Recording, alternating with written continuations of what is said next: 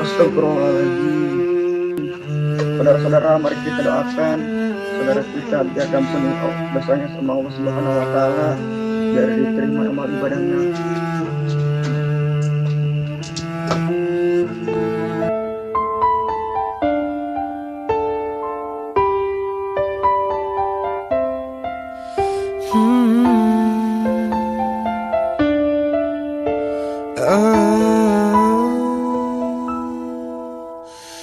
Saat tiba nafas di ujung helah, mata tinggi tak sanggup bicara, mulut terkunci tanpa suara.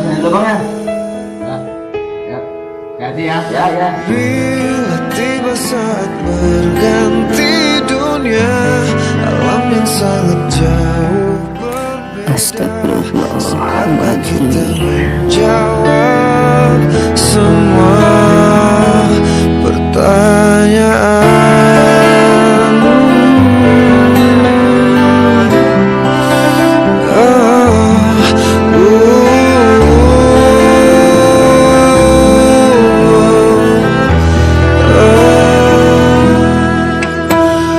Bila nafas akhir berhenti sudah, jantung hati pun tak berdaya, hanya menangis.